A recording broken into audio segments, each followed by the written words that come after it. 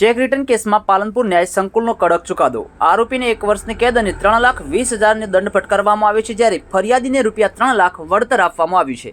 Palanpur check રિટર્નના એક મહત્વના કેસમાં પાલનપુર ન્યાય સંકુલ કોર્ટ દ્વારા કડક અને નોંધપાત્ર ચુકાદો આપવામાં આવ્યો છે, જેમાં ખેરાલુ તાલુકાના ખોખરવાડા માલીવાસમાં રહેતા આરોપી પ્રકાશકુમાર અમૃતલાલ ખમારને નેગોશિયેબલ ઇન્સ્ટ્રુમેન્ટ એક્ટ 1881ની કલમ 138 હેઠળ દોષિત ઠેરવવામાં આવ્યા છે.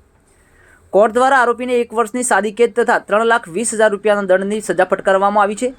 જો આરોપી દંડની રકમ ચૂકવવામાં નિષ્ફળ રહેશે તો તેને વધુ 1 મહિનાની સાદી કેદની સજા ભોગવવી પડશે.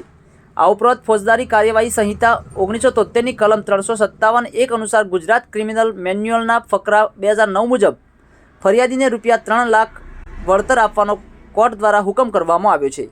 આ કેસમાં ફરિયાદી તરીકે રાવલ મહેન્દ્રકુમાર લક્ષ્મીશંકર વગદા નિવાસી પાલનપુર હતા.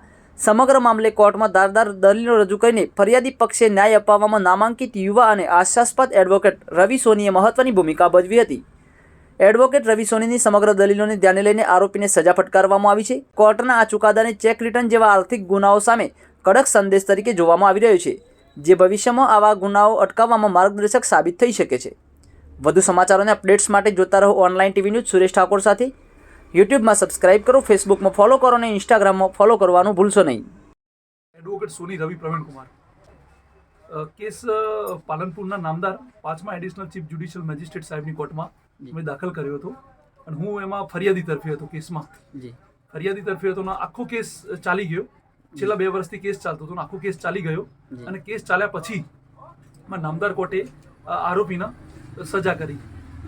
સજા કરી અને એમાં 1 વર્ષની સાદી કેદની સજા અને 3,20,000 નામદાર કોર્ટમાં ભરવાનો દંડ, અને જો દંડ નથી ભરતો તો વધુ 1 મહિનાની સાદી કેદની સજા અને ફરિયાદીને વળતર તરીકે 3 લાખ રૂપિયા અપાયા. અમે આરોપીનું નામ પ્રકાશકુમાર અમૃતલાલ ખમાર હતું અને ફરિયાદીનું નામ રાવલ મહેન્દ્રકુમાર લક્ષ્મીશંકર હતું. સમગ્ર કેસ જોઈએ તો નેગોશિયેબલ ઇન્સ્ટ્રુમેન્ટ એક્ટ 1881ની કલમ 138નો હતો અને જે ચેક બાઉન્સનો કેસ હતો. મેં મારા જે ફરિયાદી ખરા ને એમને વળતર પેટે 3 લાખ રૂપિયા અપાયા. વળતર પેટે